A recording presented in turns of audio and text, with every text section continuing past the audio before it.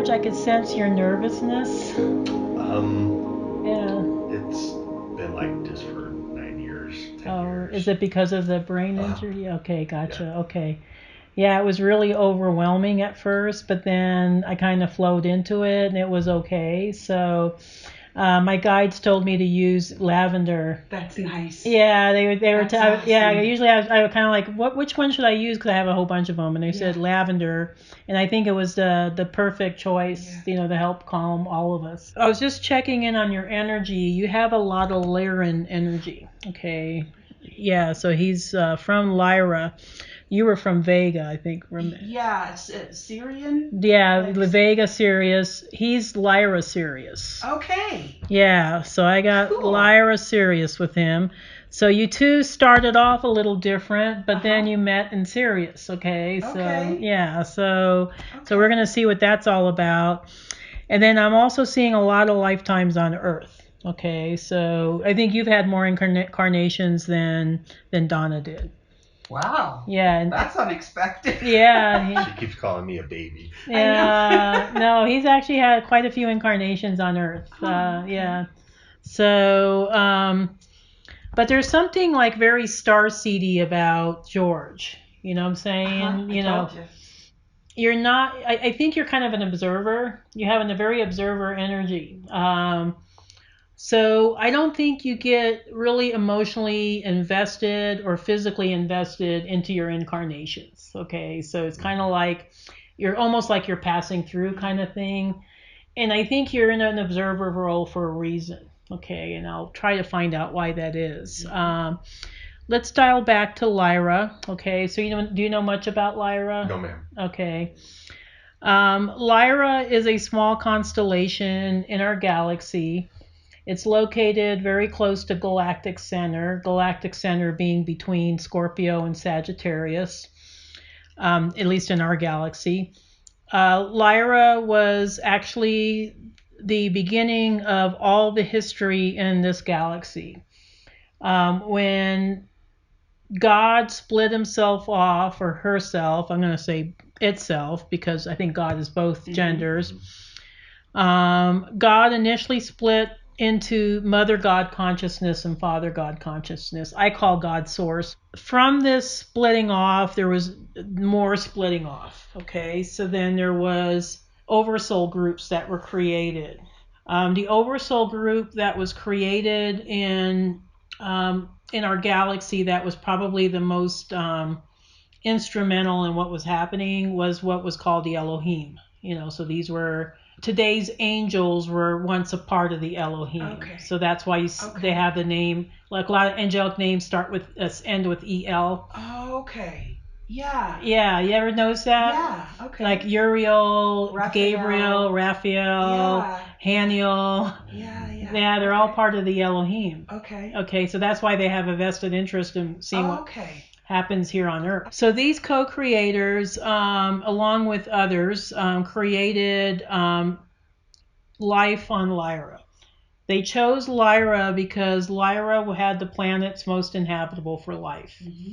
Even today, that's true. I recently read an article by Cosmos.com, very scientific article, no woo-woo, and they listed 10 most inhabitable planets in our galaxy. 5 of those are in Lyra. Okay. Yeah, so the records were correct. That's why they chose that location. Okay. So Lyra had these beautiful paradise planets. I mean, they were absolutely beautiful. In Lyra, I'm seeing that you were tall and big, but your physicality looked a little different. You had a lot more hair back then. Yeah. And I'm seeing you're predominantly a farmer in that lifetime. I don't know if you're interested in plants in this life. No, not at all. Yeah. Even if he was, you can't grow them. Yeah, I know, yeah. Back in those days, you were a farmer. I think at some point you got involved with the regional, you got a little bit involved with politics, but not as politics as we understand it today. They had regional councils, and so you were part of a regional council. This is before you knew Donna, okay? Donna wasn't in the picture at this time. Donna was having her own life in Vega, you know. So you two are kind of like the combination of the mother God consciousness and father God consciousness. Yeah. Okay. So I think you two are like twin flames, but when your souls split off, Donna incarnated in Vega and you incarnated in Lyra. So you two have spent it was almost like you were fated to meet, but you had to meet in Sirius. Okay. Because Sirius was the blending of those two cultures. Okay. Before, in Lyra, there wasn't much blending. The Vega people kept to themselves. The Lyran people kept to themselves. I think sometimes they would meet, to have, maybe some meetings about, the overall good of Lyra, but they didn't really mix their cultures too much. Because they were in different star systems. Even though Vega is part of Lyra, it's its own star, has its own planets. Okay. So I think somehow when your soul split off, George, I think his part of the soul decided to incarnate in Lyra. Mm-hmm. And I'm seeing that the planet you lived on was called Avion. That sound familiar? No. No, okay. It's funny, Avion, that means plane in a language. You love planes. Yeah. Yeah, it's Avion. Yeah, you're right. That does mean flying. Or you were just a happy farmer, but you felt like something was missing. I don't know. It was like you didn't quite. I don't think you connected with anybody in that lifetime, as far as he didn't have a wife or. And I think it was just because you felt like you were looking for your other half, but you didn't know where she was. First half of my life here. Yeah, exactly. Yeah. Okay. Yeah. Okay. Yeah, like you were looking for that special somebody, but she wasn't even on your planet. She wasn't even in your same star system. So that's why it took a catastrophe to bring you guys together. I'm checking the records. You did escape the wars. You were one of the folks that was lucky enough to be evacuated. Somehow ended up on one of the Lyran ships that ended up in Sirius and not in the Pleiades. But that was purposeful, though. Okay. Somehow, I think you were one of the last ships that left, and you didn't think you'd be able to make it to the Pleiades in time. So there was a change in plans, and then it was decided that ship was going to go to Sirius. And it was all fatefully, it was all fate, So when your ship arrived in Sirius, I'm seeing that you were looking for, I think, people to help you with a certain project. I think you were looking there was a lot of rebuilding, because it was a brand new home, so it was time to build, and to create a new civilization. So I'm seeing in that lifetime, I think you were kind of like a project manager for some rebuilding projects, and it was like certain aspects of it. I don't know if you did any construction in your life, but I am horrible at construction. Oh, are you? Okay. But I didn't know him pre-brain injury. I don't know if he would have been able to before. Yeah, but gotcha. Now, yeah. Not so much. But that's not a natural state. Yeah, gotcha. So. Okay. Well, I think he was involved with not the construction aspect itself, but planning. The planning, or you're kind of like more into operations. Okay. So I don't think you did the actual construction work. You were just kind of setting things up to make sure that things got done, like a manager of some sort. So you were needing somebody that, I think, because you were noticing that a lot of the construction workers were getting injured. Because Sirius didn't have quite the same vibration as Lyra did. Lyra it was very easy to manifest in Lyra. And in Sirius initially, because it was kind of like a blank slate, it was very difficult because it was mostly ocean. It wasn't as much landmass. So it wasn't as easy. Okay. Okay. So I think you were looking for somebody to help heal these people, and that's how you met Donna. So So you were just like, these people keep getting hurt. I need to find somebody that can heal them. And so, Donna, you were kind of like acting on a contract, So you were just like kind of like a contractual worker that kind of come in. You had, your other projects as well, but you were just coming in to assist. And you told them, oh, yes, of course. And then there was some sort of weird recognition, Okay. Yeah, like. Okay. Yeah, like even in this life, it was weird. Yeah, it was kind of like, I kind of know you, but I don't know how. And because I know we never met. It was like you two have never met before, but you didn't realize at the time that you were parts of the same soul. Just that one ended up in Vega and one in Lyra. But you were just like, wow, what happened? So you were kind of overwhelmed by, gosh, this guy, I think this Lyran guy, I think I know him. I think, I don't know how, but so you were intrigued, and I think your relationship developed slowly. It wasn't like a whirlwind romance. It was kind of like you two got to know each other, and then eventually developed a love relationship. But it took a while. It wasn't like, because I think George, you have very high ethics. I see that about you. Yeah, I do. Yeah, you have very, very high ethics. You're not going to get involved with somebody that's a, part of your team. You know what I'm saying? Oh, yeah. Well, this lifetime, that was my problem in the army. Twice. When he was, after he already had the PTSD going on. But that is also one of your worst. That's one of his worst things to get over.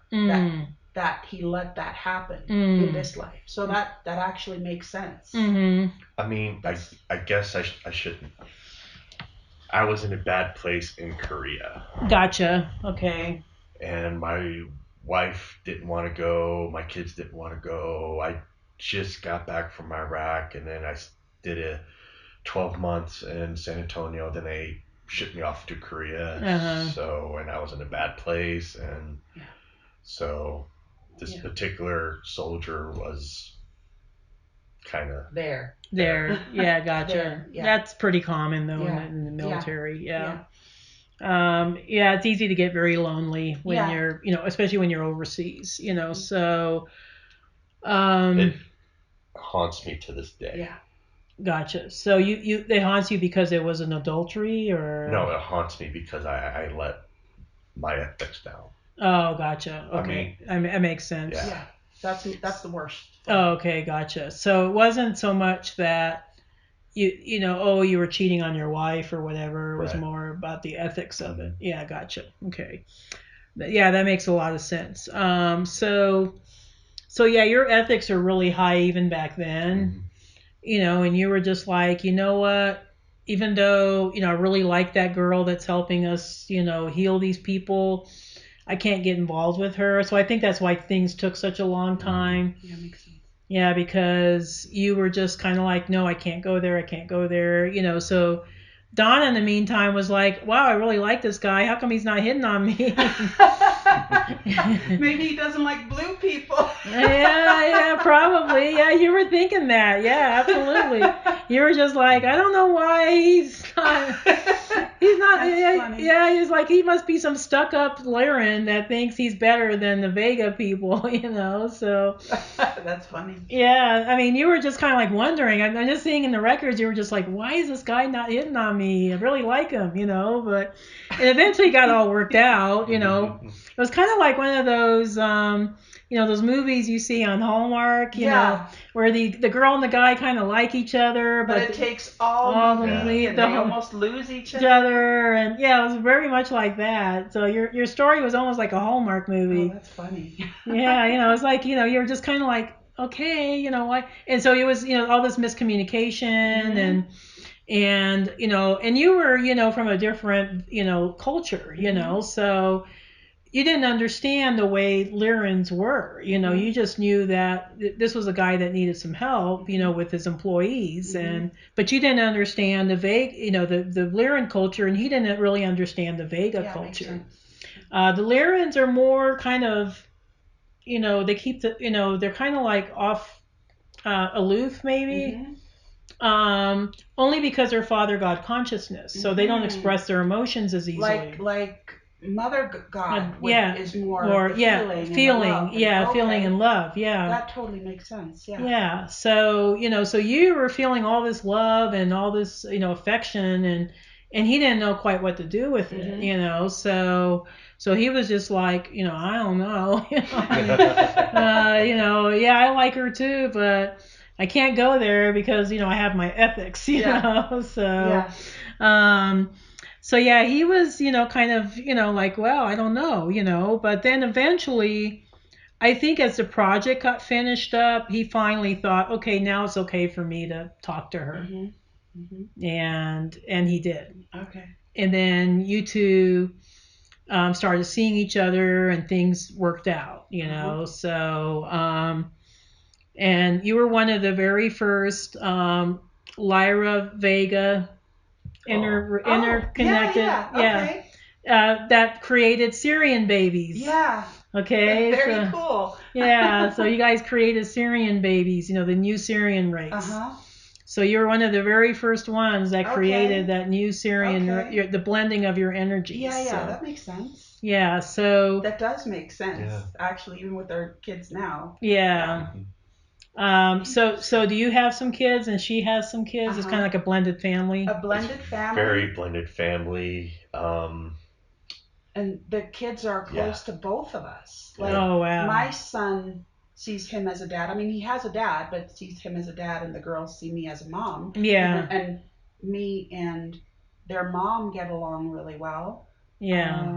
And the three kids, the two sisters and the one brother. Yeah.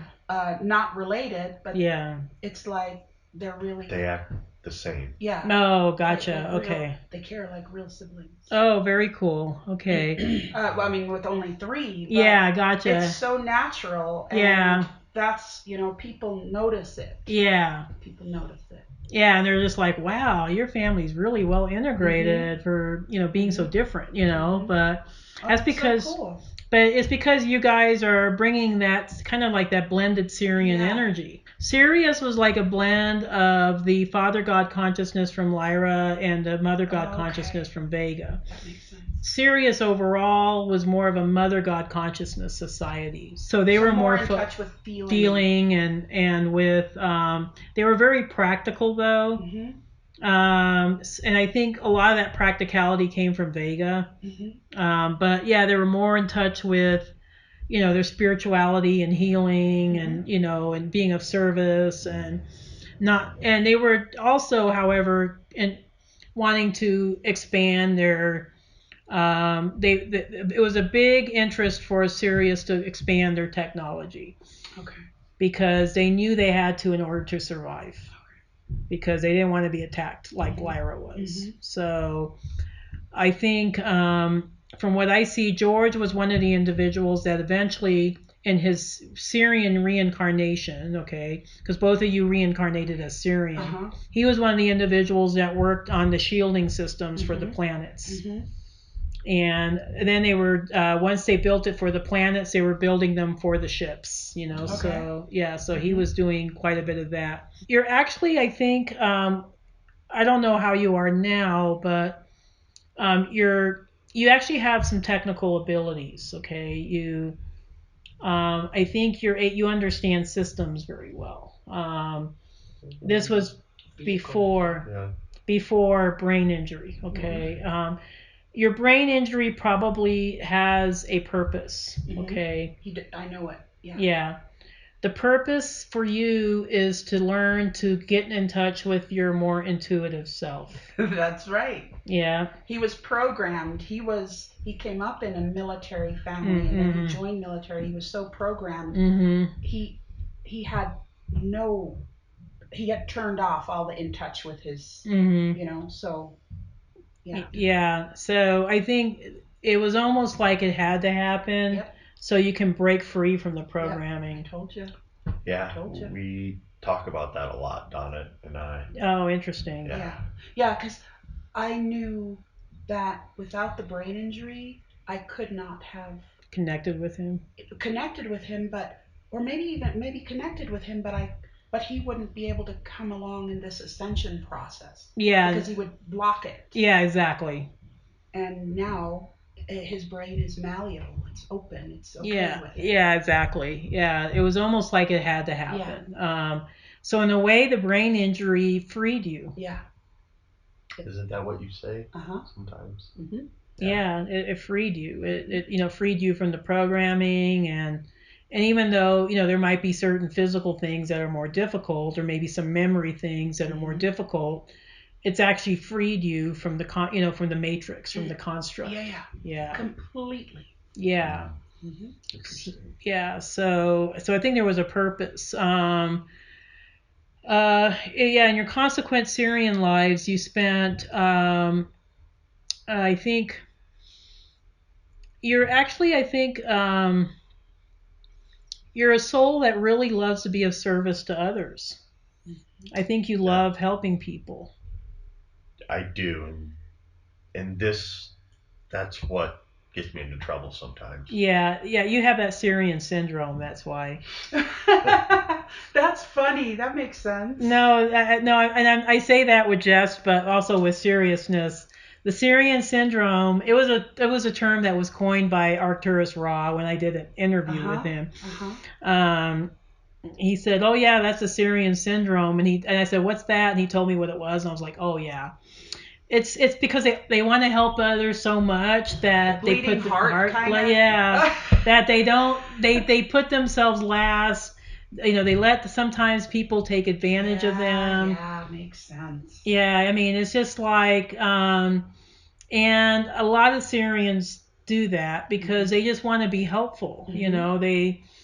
And where they came from, everything was unity consciousness. There was no deception. So they come here, and there's a lot of deception, and there's narcissists, and there's energy vampires, and interesting, yeah. So they get themselves in trouble here on Earth until they start learning to set boundaries. Makes sense. Yeah. So.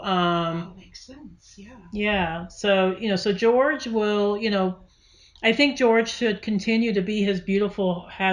George has a wide open heart chakra, super wide open. Okay, George, you have this beautiful.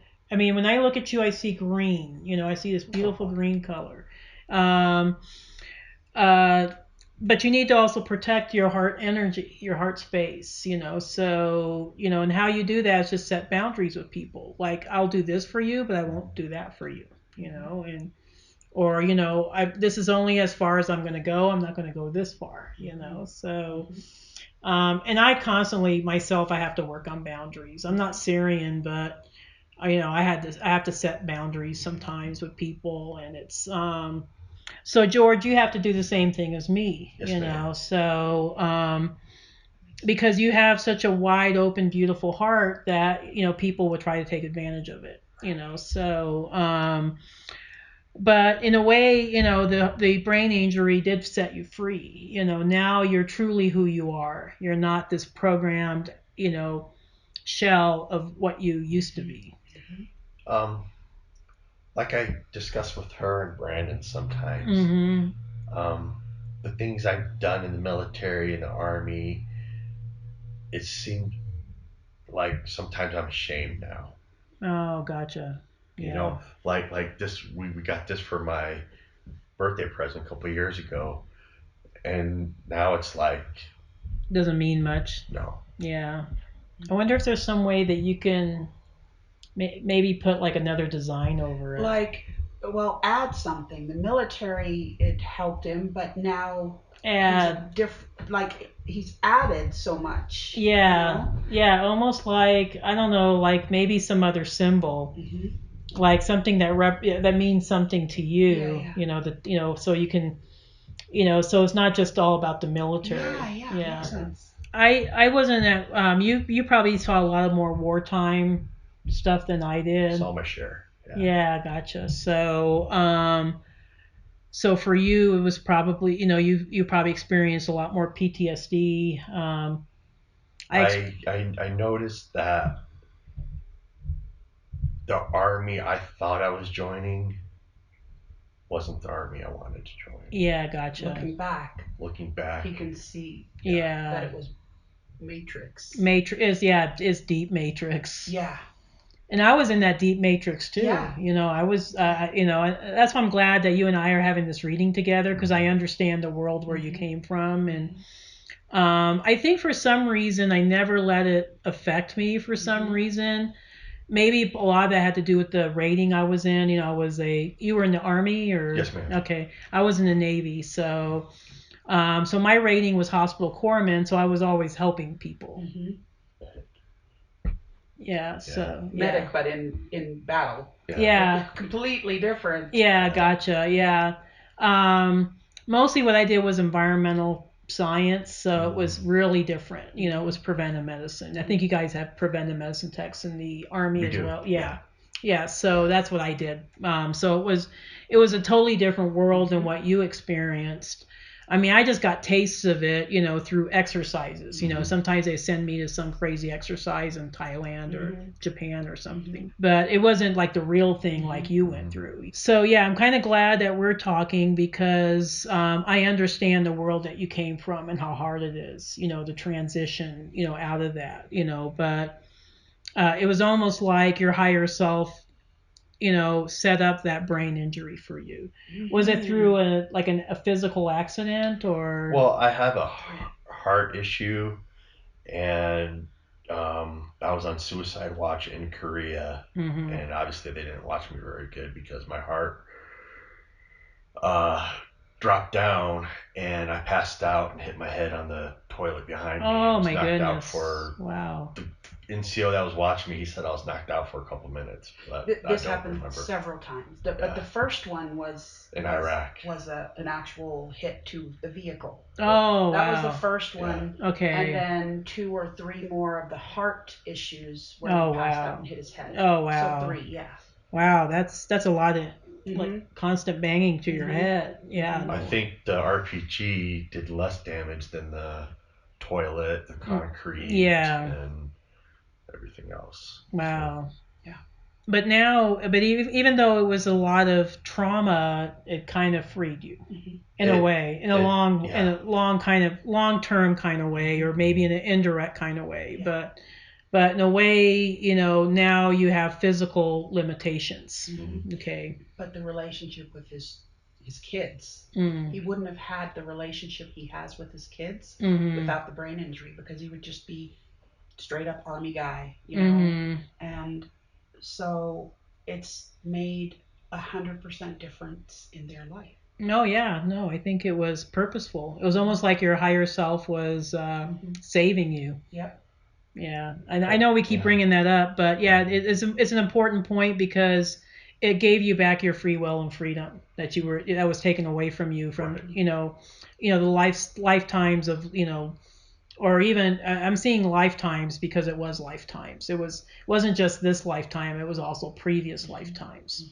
And then it enabled you to meet Donna, So you said you met him after the brain injury. Yeah, and the only reason, like without him having the brain injury, he wouldn't have come to Fort Carson when he did, and we wouldn't have connected. I mean, everything was crazy timing. Oh, wow. Yeah, wow. So what were you doing on Fort Carson? Just curious. Oh, I wasn't on Fort Carson. Oh. We actually met through eHarmony. Oh, gotcha. Okay.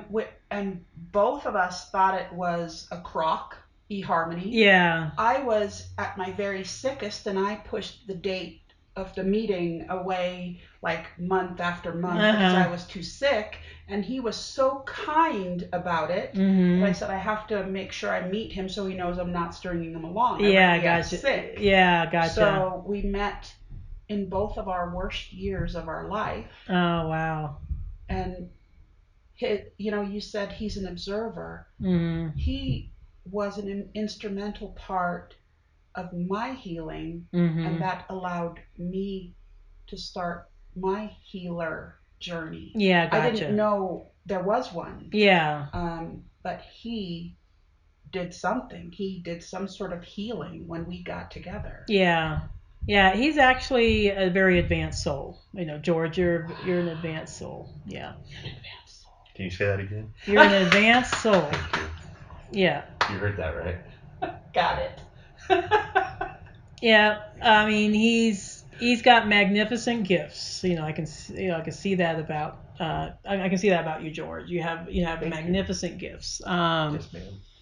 You have a way of touching people in their heart space.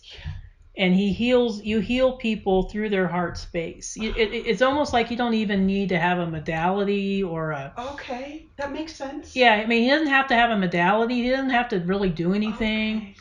He's able to reach people at the core of their pain and release that pain. Yeah, it's like he doesn't really have to, and that's why I say he's an advanced soul, because he doesn't have to be something or do something, or he's just at the right place at the right time, and somebody be talking to him, and then their frequency shifts, and it's because of him.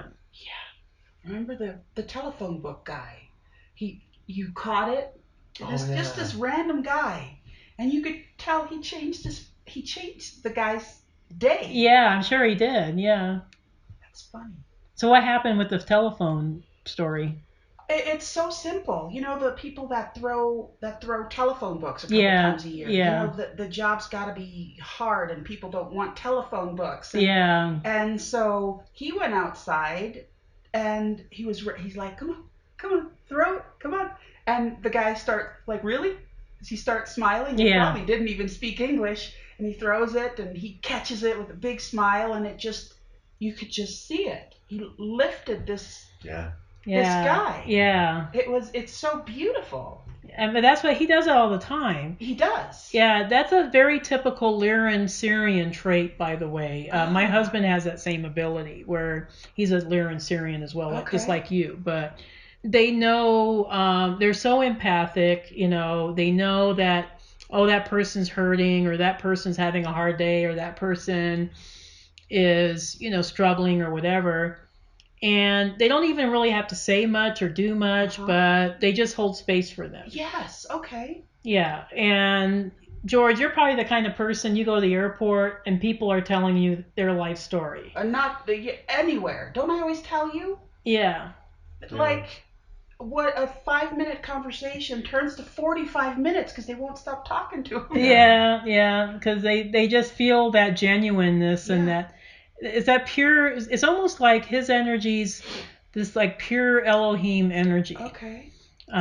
He's almost like angelic, because his energy was really intense. When I was connecting with your auric field, I was like, wow, this is a really bright energy, but I just felt the nervousness. I was just like, oh, he doesn't need to be nervous, So I was sending love back to you. So I think, so that's why I made the comment about the essential oils. Yeah. But yeah, it was just, I think, to you have this very genuine, loving energy. So that's why I say you're advanced. You're already in Christ consciousness. So you and Donna and me and Brandon, we look to you to see how it's like to be to be truly of that love frequency. So you're vibrating at a very high rate. And that's probably why a lot of people don't understand you or don't connect, because I have an extremely hard time making friends, keeping friends. I don't know anybody but Brandon. Really? Wow. That's my oldest, other than the guys I served with, but they all dissipate, and they've all gone on and they wouldn't understand this. Right. No, I understand. That's because you're vibrating up here. It takes other people that are sort of in the same range to even recognize who you are. Okay. I know one time when I was inpatient, they put me in the violent ward, and I guess this was for mandatory hold. Yeah. PTSD. Really? Wow. And I guess they realized, oh, he doesn't belong in the violent ward. So they put me in the geriatric ward because there was no room anywhere else. Yeah. And it was like a gift because they all loved him so much. Loved. It was like, that's because older people are closer to source. Yeah, for sure. Yeah, so it's like old people and young kids, they're closer to source. So they recognize, high vibrational energy. I see. So it was almost like, again, it was another little thing that your higher self did. Let's get him out of that violent war. He didn't belong there. Let's put him in with the old folks. They'll recognize his energy. Okay. Yeah. So you need to be with very high vibrational people. Awesome. See, that's why I screen people for you. Yes. Yeah. I mean, he needs to be around very, very high vibrational, very evolved, and there's probably even other star seeds that don't understand George's energy. You don't understand your energy, George, because they're not quite at your level. So you need to really be careful about who it is you hang out with. Okay. Yeah. Well, that makes that I started screening. I'm always protective anyway. Yeah. But because some of the people, they were so bad. Oh yeah, no. They like drag him straight down, Yeah. Crazy. Yeah. It's like I don't know, a predator. Yeah. They can sense it. They can sense it. Yeah.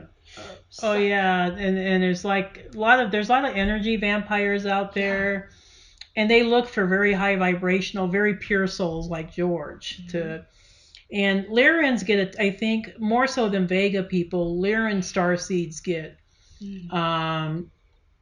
they get targeted quite a bit, by these energy vampires because they have such pure energy, so so they'll just, here's an unsuspecting Lyran soul. Let me just, and that's basically what happened in Lyra. They got attacked by the Draconians, because by the lizards, by the Draco. Yeah, by the Draco people because the Lyrans were so loving and so accepting of everybody. They didn't even suspect that these people were bad. They never encountered any conflict or any deception. So they just figured, okay, I guess these are different beings, but we'll just love them, And they didn't realize they were out to hurt them, and boy did they hurt them, I mean it was catastrophic, So that's why I'm saying, maintaining protection and boundaries. Okay.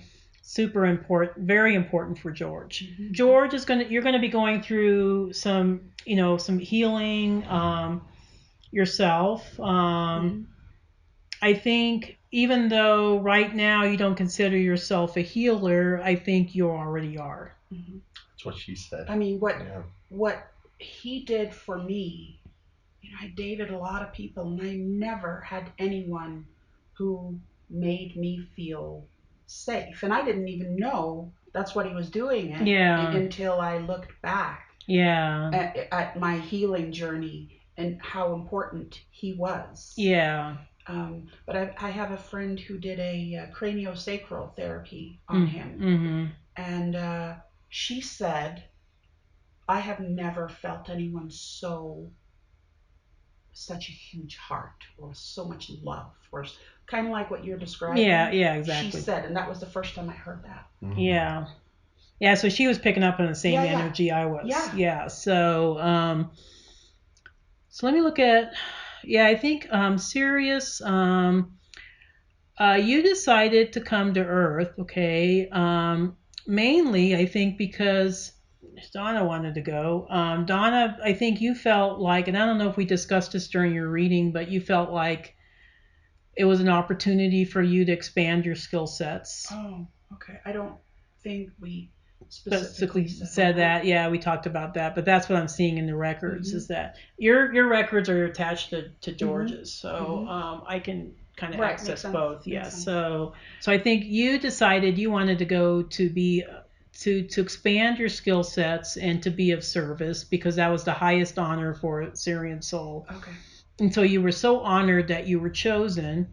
And, because I think in Sirius they had to choose you. It wasn't just it wasn't just like the Pleiadians where they let anybody go. Okay. So in Sirius they were just like, you have to meet a certain criteria. Yeah, makes sense. So at that point, you were looking for people to assist you, and of course, George was the first one that volunteered. Mm-hmm. He said, "You know what? This isn't my gig, but if you want to go to Earth, honey, I'll go with you."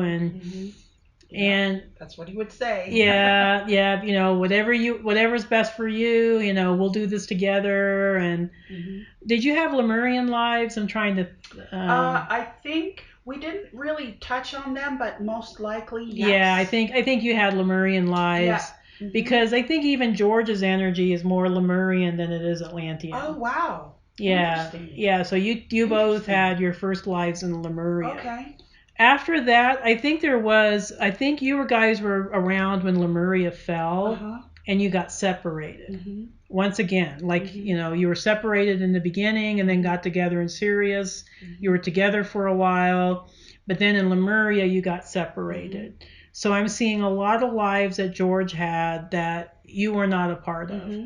And again, George kind of fell into some very unsavory lives where you did some things you were not proud of because you lost your way.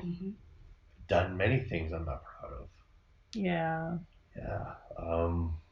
Yeah, and sometimes you got to travel through those to find yourself again. Yeah. I think a lot of us have done things we're not proud of. I certainly have, and it's just part of an experience. I think in a way your higher self allowed you to take that path so you understand your shadow aspects. Well, the things I've done in my past, in this lifetime, right, I've incorporated into my parenting skills. Gotcha. With my daughters. Yeah. I'm extremely open with all three children. Yeah, I can see that. They know about past drug use. They know Daddy's been in the hospital several times for this or that, and it's almost like they thrive on that. They respect. They feel so comfortable knowing that there's no taboo. They can talk about anything, ask for advice. Yeah, gotcha. Without judgment. A lot of my therapists, they've always told me, don't do that. You don't want to give your kids too much information. But when I was not telling them anything, they were miserable. Yeah. Well, I think you being vulnerable with them allows them to be vulnerable with you. And so it strengthens that bond, between the two of you. But yeah, just seeing, lifetimes, mostly war. It was I think you spent some lifetimes. I think you became very bitter after Lemuria fell. You were this very beautiful, happy soul. And after Lemuria, I think a lot of us got really disappointed because Lemuria was fifth dimensional. And then Earth fell into third dimension after Lemuria fell. And it was so disappointing. And you were so angry and so bitter about it, George, that you felt like, I need to get this. I need to get my anger out. And so you spent lifetimes, I think, expressing your anger and your disappointment and your grief, Is that kind of how I feel now with the way the world is? Yeah. Because I love my life because of her. Yeah. But before her, it's like the world changed. Yeah. From what I knew of it and what I protected and what I thought was right and wrong. Was this after 9/11 or even before? After, yeah. It changed for all of us. I saw a change in the way politics were and the way things were after 9/11. And even with travel, travel is so much more difficult now than it used to be. And it just affected. We no longer felt safe in the United States. And even now, with all these school shootings and all this craziness, the people coming in from the border and all this other crazy stuff, it's just like you can't feel safe here anymore. Mm-hmm. And no one's immune, or yeah. So I think a lot of us feel grieving over that, because it was like, the America we used to have, pre 9/11 was way different than the one we have now. Mm-hmm. And it's changing, and sometimes we wonder, is it really changing for the better? It doesn't seem like it. Right. So so as somebody that served in the military pre 9/11 like you did, I felt the same way you did, where I felt like, oh, I'm protecting our country, I'm protecting our way of life, democracy and freedom and, everything else. And afterwards, I looked back and I thought, what in the heck were we really doing? Makes sense. What we were really doing. I mean, was it all part of some big deep state scam? Yeah, that sounds just like every so often when he looks back. He says, how did I get in?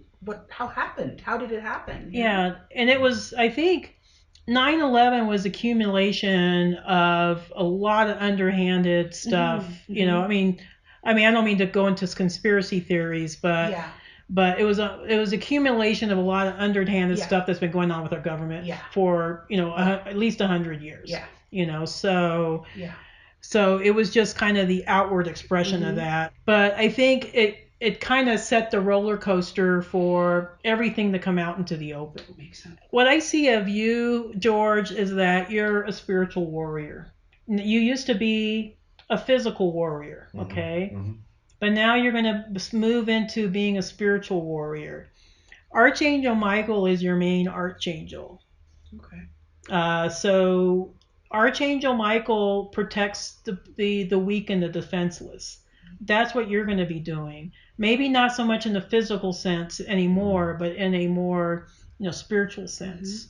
You're going to be looking out for people. You're going to be the one that's going to be, and that's why I said you're kind of in the observer role, because you don't allow yourself to get into other people's drama. Okay. Right. That's not your role. Your role is to stay on the sidelines and just kind of jump in when you're needed. Okay. But you're kind of like the silent superhero that comes in. Yeah, I love superheroes, so I always like to bring them up. But that's what you are. You're kind of like the superhero, like, I don't know, that kind of comes in when nobody expects any more help, and then you come in at the last minute and save the day. That's how you saved my day. I did save your day. You saved my day. Yeah, you guys are so cute. I love it. So yeah, I just see you guys. You're going to continue, Donna, your spiritual work. And Brandon and I work pretty close together. Yeah.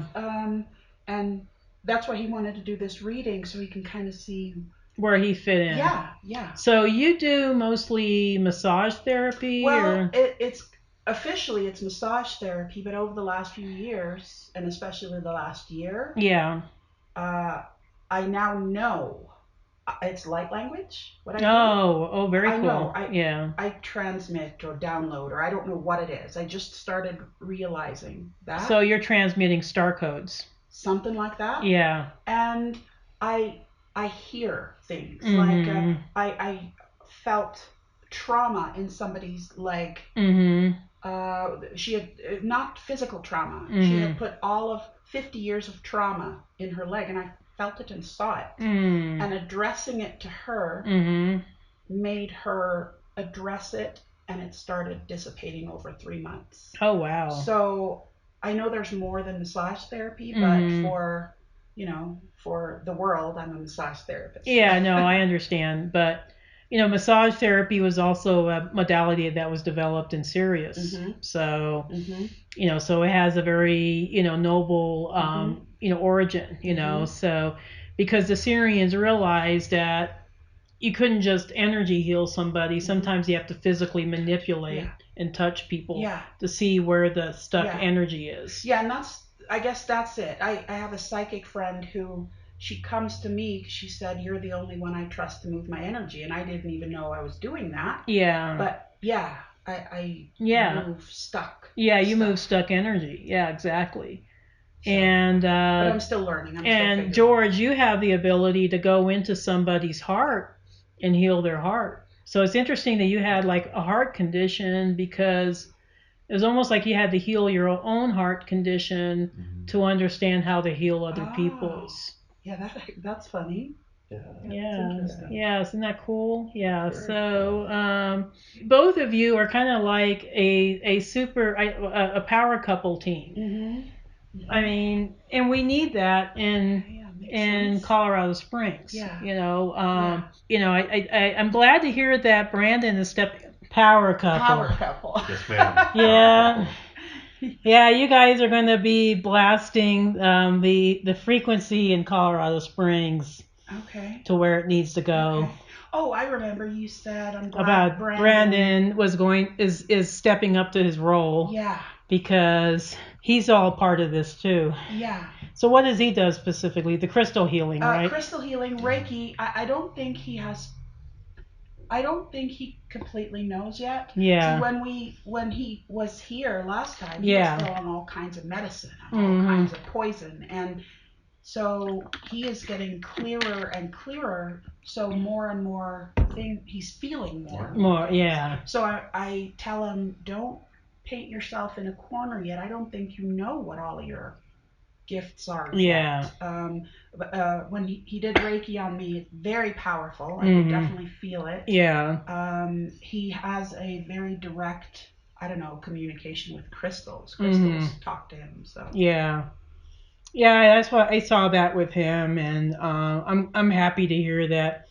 Yeah, I did feel like some stuck energy with him. Very much. Much. George, you fit into this. It's almost like a divine trinity here. Mm-hmm. It's like, it's like you and Brandon and Donna. Yeah. Mm-hmm. Yeah, and you do have a part in this, and I don't even think you need to have any titles, or any training. Okay. Their hearts just heal when they're around you. Yeah, his energy. Is like it's so grounding to me. Yeah, it is. Yeah. This is exactly what I was feeling, lost. Oh. And this kind of validated a lot of things I was feeling. Oh, wonderful. And I really do appreciate you taking the time to see us. No, I'm sorry I couldn't meet you. It was just things were chaotic in Nicaragua. No, I totally. Sometimes you can plan all you want, but it's just not meant to be. Yeah, exactly. And I'm actually happier that we were able to meet in person. I think it made more of an impact. So it did. I guess I have a question for him. I mean, you've kind of answered it, but so we are on the right path. It feels like we're moving in the right absolutely. direction. Yeah, I would say so. Okay. Yeah. Because I always thought the military was my path. But that's from his parents, though. That's from my upbringing. Yeah. And they're still their same ways. They haven't changed. And they're very lovely people, but the most 3D people I've ever met. Yeah, I can imagine. So no, I have a very similar family. They're military family, and everything's about the military. Everything is like the military can do no wrong. And they don't understand that there's there's different ways of living. There's different that you can have a 5D life and not have to be supported by the military. Yeah, for sure. Yeah. The funny thing is, did I have a dream you were a bug? I told him, I think I had been listening to one of the YouTube things about some of the other ET. Yeah, the insectoids. The insectoids. And, nothing wrong with it, but it made me have a dream. And I told him about it, and he's like, Donna, you better tell me I'm not a bug. I don't want to be a bug. I remember that, yeah. So this is good. You're not a bug, honey. Yeah. No, he's not anything close to being a bug. Yeah. So yeah. No, his energy's too pure, and it's just. But yeah, to answer your question, yes, you're both on the right path. Good. Donna, you've made such headway since even the last time we've met. Oh, I'm not the same. I'm not the same person. I've opened, and I've worked very hard on it. It was hard. But there was a lot of healing I needed to do to get in touch with the true parts of me. Yeah, absolutely. And I'm very happy to hear that Brandon's on that same path too. Yeah. He's such a special soul. He's I don't know. I kind of jumped on his case a little bit because last time he was here with his wife, because I said, Brandon, you need to get back on the path. Yeah. And he was like, yeah, you're right. You know, so. Yeah, and I think he was working so hard on trying to fix something that was so broken. Yeah. He was focusing on all the wrong things. Yeah, I got that too. And actually after that we had an encounter. A dead friend of his came through me and hollered at him, and that changed things. Yeah, his guides were speaking through me, and they were saying, you need to get on the right path. Yeah. Because you're on the wrong path right now. Yeah, he was eating pain medicine like candy. Yeah. That was really hard. Yeah. And so I'm glad to hear that he's turned things around. So much. George, it was such a delight to get to know you today. You're a beautiful soul. I'm just so happy you came all this way to see me in Castle Rock. So thank you so much. And I want to wish both of you, a beautiful couple that you are, just a lot of love, happiness, and success with your journey. Thank you. You're welcome. Awesome.